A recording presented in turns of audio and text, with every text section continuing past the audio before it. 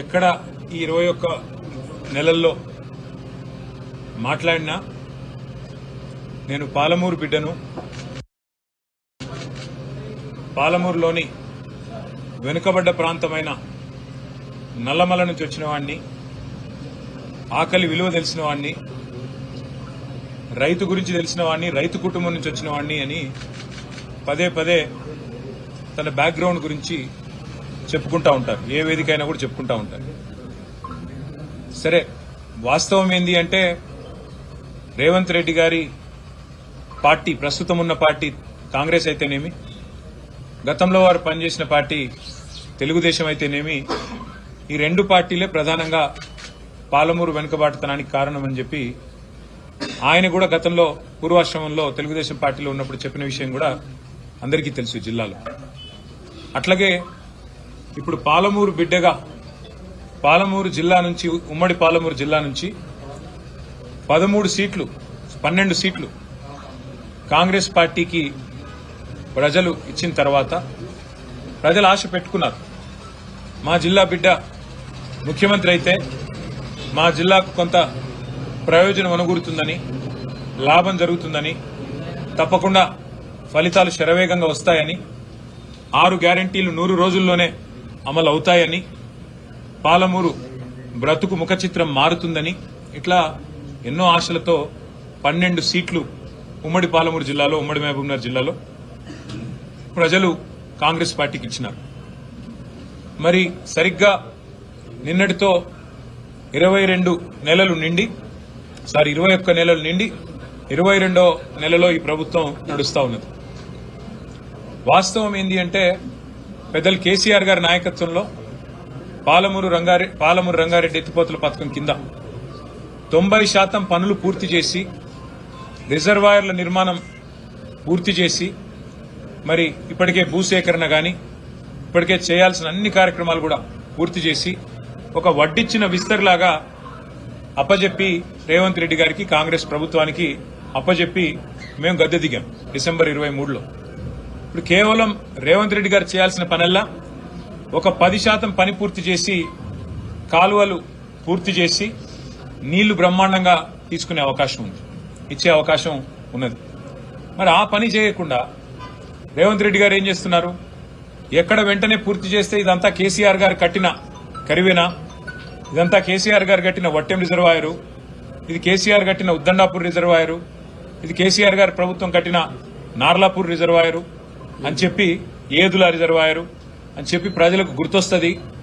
రైతులు శాశ్వతంగా మళ్లీ కేసీఆర్ గారి పేరుని మర్చిపోకుండా గుండెల్లో పెట్టుకుంటారు అనే ఒక ఆలోచనతో, ఒక దురాలోచనతో ఆయన కావాలని పాలమూరు రంగారెడ్డి ఎత్తిపోతల పథకాన్ని ఇవాళ పనులు చేయకుండా దాన్ని పడావు పెట్టిన పరిస్థితి మొత్తం ఉమ్మడి మహబూబ్ నగర్ జిల్లా రైతాంగం గమనిస్తా ఉంది. అది మాత్రమే కాదు, ఆదరా బాదరాగా ఏదో ఎత్తిపోయినట్టు హడావుడిగా ఆయన కాన్స్టిట్యున్సీ కొడంగల్ ఏదైతే ఉన్నదో ఆ కాన్స్టిట్యున్సీకి, అదేవిధంగా రంగారెడ్డి జిల్లాకి బ్రహ్మాండంగా పాలమూరు రంగారెడ్డి ఎత్తిపోతల పథకం ద్వారా దాదాపు రంగారెడ్డి జిల్లాకు 6 లక్షల ఎకరాలకి, ఆయన కాన్స్టిట్యున్సీకి 2 లక్షల ఎకరాలకి నీళ్లిచ్చేదానికి, నారాయణపేట కొడంగల్ కలిపి నీళ్లిచ్చేదానికి పాలమూరు రంగారెడ్డి ఎత్తిపోతల పథకం డిజైన్ చేస్తే, మరి ముఖ్యమంత్రి గారు ఆదరబాదరగా ఆయనకి ఎవరో తప్పుడు అడ్వైజ్ ఇస్తే సోర్స్ మార్చి శ్రీశైలం కాకుండా జూరాల కాడ సోర్స్ మార్చుకొని కొడంగల్ నారాయణపేట లిఫ్ట్ ఇరిగేషన్ అని చెప్పి 4,000 పైచిలకు కోట్ల రూపాయలతో ప్రత్యేకంగా టెండర్ పిలిచినారు. ఆదరబాదరగా డిపిఆర్ లేదు, పర్యావరణ అనుమతులు లేవు, ఏదీ లేవు. డైరెక్ట్ గా అనుమతులు లేకున్నా హడావుడిగా ఏదో మనసులో వేరే ఆలోచన పెట్టుకుని ఆగమాగం చేసి పిలిస్తే ఏం జరిగింది? మొన్న green tribunal Narayanpet Kodangal lift irrigation ప్రాజెక్టుకు మరి అనుమతులు లేవు, పర్యావరణ అనుమతులు, కాబట్టి వెంటనే స్టే ఇచ్చింది.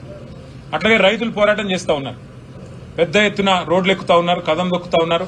మాకు మీరు కాంపెన్సేషన్, నష్టపరిహారం ఏదైతే చెల్లించాలో మీరు చెల్లించడం లేదు అంటూ వాళ్ళు కూడా కదం దొక్కుతా ఉన్నారు. కానీ కేసీఆర్ గారి నాయకత్వంలో 10 ఏళ్లలో అన్ని పెండింగ్ ప్రాజెక్టులను కూడా శరవేగంగా పూర్తి చేసి 8 లక్షల ఎకరాలకు నీళ్లు ఇవ్వడమే కాకుండా కేఎల్ఐ గానీ, నెట్టెపాడు గానీ, భీమా గానీ, ఇంకా ఇతర ప్రాజెక్టులు గానీ అన్నింటినీ పూర్తి చేసి నీళ్లు ఇవ్వడమే కాకుండా పాలమూరును సస్యశ్యామలం చేయడమే కాకుండా శాశ్వతంగా మళ్లీ పాలమూరు అంటే ఒక గోదావరి జిల్లాలాగా కోనసీమలాగా మార్చాలనే ఒక బృహత్ సంకల్పంతో రిజర్వాయర్లతో సహా 90% పనులు పాలమూరు రంగారెడ్డి ఎత్తిపోతల పథకంలో మరి పూర్తి చేసిన ఘనత కేసీఆర్ గారి ప్రభుత్వానికి. ఇవాళ 10% పూర్తి చేయకుండా 22 నెలలుగా పాలమూరును ఎండబెడుతున్నది పాలమూరు బిడ్డగా చెప్పుకునే రేవంత్ రెడ్డి గారు. ఇంకా ఆశ్చర్యం ఏమంటే ఒక్క అరపైసా పని కూడా చేయకుండా అదే పాలమూరు రంగారెడ్డి ఎత్తిపోతల పథకానికి ఆయన మామగారు పిల్లనిచ్చిన మామగారు జైపాల్ రెడ్డి గారు పేరు పెట్టుకున్నారు. సరే, ఇక జైపాల్ రెడ్డి గారు జిల్లాకి ఏం చేశారు, కల్వకృతికి ఏం చేశారు, ఇక్కడ ఇరిగేషన్ వ్యవస్థకి ఏం చేశారు, ఇవన్నీ జిల్లా వాళ్ళ నడితే తెలుస్తుంది. పోనీ తెలంగాణ వాదనలో తెలంగాణ పోరాటంలో ఆయన ఎక్కడున్నారు ఇవన్నీ నేను చెప్పను, కానీ జిల్లాలో అందరికీ కూడా విదితమే, ఆ విషయం నేను చెప్పను. కానీ ఇవాళ జైపాల్ రెడ్డి గారు పేరు పెట్టుకున్న ప్రాజెక్టుకి కూడా ఒక రూపాయి కేటాయించకుండా ఆ ప్రాజెక్టును పడావు పెట్టి ఆ ప్రాజెక్టును పూర్తి చేయకుండా పాలమూరును ఎండబెడుతున్నది, పాలమూరు నోట మట్టి కొడుతున్నది ఖచ్చితంగా పాలమూరు బిడ్డగా చెప్పుకునే రేవంత్ రెడ్డి గారు అనే మాట చెప్పక తప్పదు. సరే, కాళేశ్వరం విషయంలో కేసీఆర్ గారిని బద్నాం చేయడానికి అక్కడ మేడిగడ్డలో 85 పిల్లర్లో 2 పిల్లర్లకి సమస్య వస్తే అది మొత్తం అంతర్జాతీయ సమస్యగా చిత్రీకరించి ఏదో రాజకీయ లబ్ధి పొందేదానికి లక్ష కోట్లు అని మాట్లాడతారు. ఆయన మామగారు స్వయంగా పద్మారెడ్డి గారు చెప్పినారు అది 93,000 కోట్లు 94,000 కోట్లు ఖర్చైన ప్రాజెక్టులో 1,00,000 కోట్ల కుంభకోణం ఎట్లయితుంది, ఇది రాజకీయం తప్ప ఇంకోటి కాదు అని వాళ్ళ మామగారు చెప్పినా దాని మాట వినరు.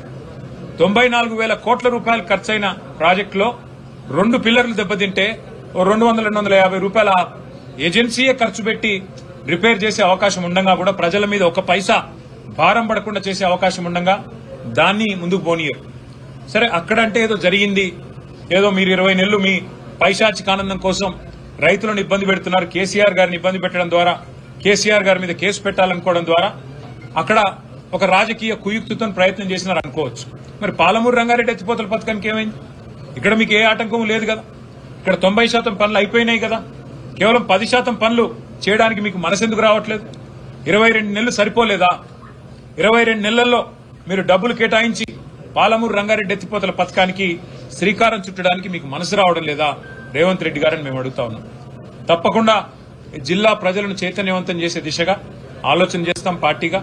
ఈ జిల్లా నాయకత్వం కూడా వారు కూడా ఇప్పటిదాకా నాకు చెప్తా ఉన్నారు ఏ రకమైన పరిస్థితులు ఉన్నాయి జిల్లాలో.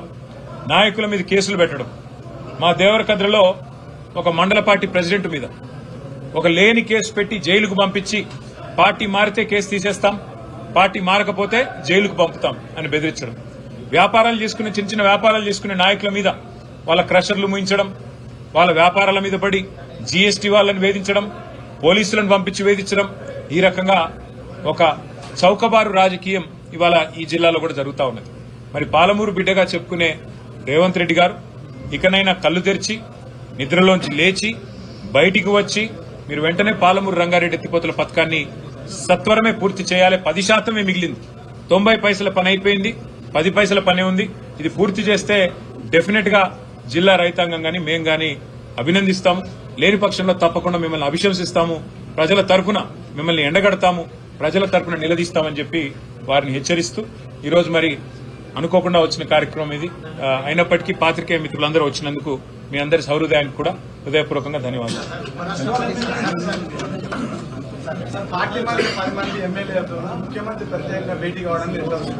ఎట్లా చూసేది ఏముంది బ్రదర్, ఇప్పుడు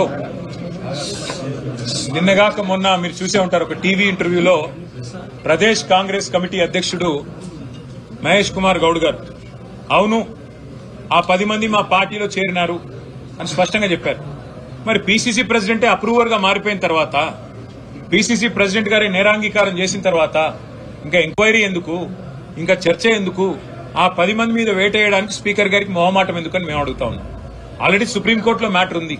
ఇవాళ కాంగ్రెస్ నాయకత్వం ఏమనుకుంటున్నదంటే ప్రజలను, మీడియాను, కోర్టులను కూడా, న్యాయ వ్యవస్థను కూడా చిన్న చూపు చూస్తూ మేమేదో వీళ్ళతోని కొన్ని చిలిపి ఆటలాడి ఏదో తప్పించుకోవచ్చు అన్న ధోరణిలో వ్యవహారం చేస్తా ఉన్నారు. ఈ జిల్లాలో కూడా ఒక ఎమ్మెల్యే గారు పార్టీ మారినారు గద్వాలలో. మరి వారు ఏ పార్టీలో ఉన్నారంటే చాలా విచిత్రమైన పరిస్థితి. ఎట్లా ఉందంటే ఇవాళ జీవితం అంతా రాజకీయం చేసిన పెద్దలు 2 సార్లు 3 సార్లు 4 సార్లు గెలిచిన వాళ్ళు, మంత్రులుగా పనిచేసిన వాళ్ళు ఏ పార్టీలో ఉన్నారు అని మీడియా వాళ్ళు అడిగితే చెప్పుకోలేని ఒక దురవస్థలో ఉన్నారు.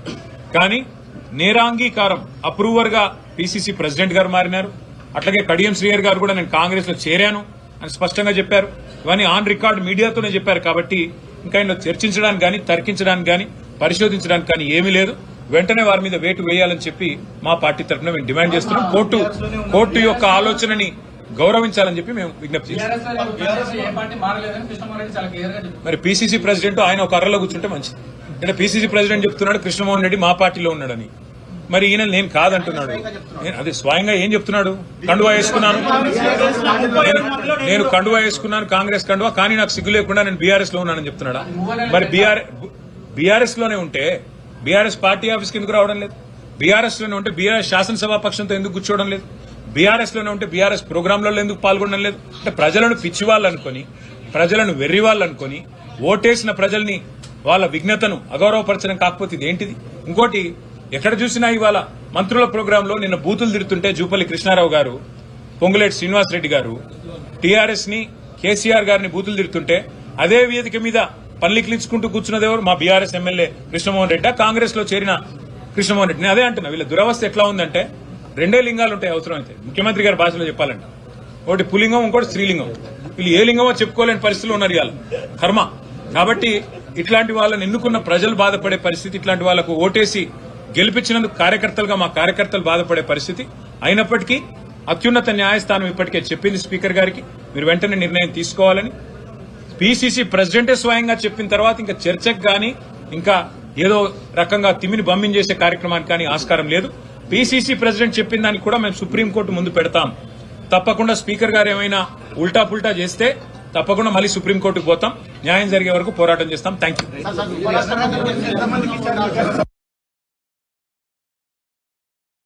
Hey you, have you ever felt like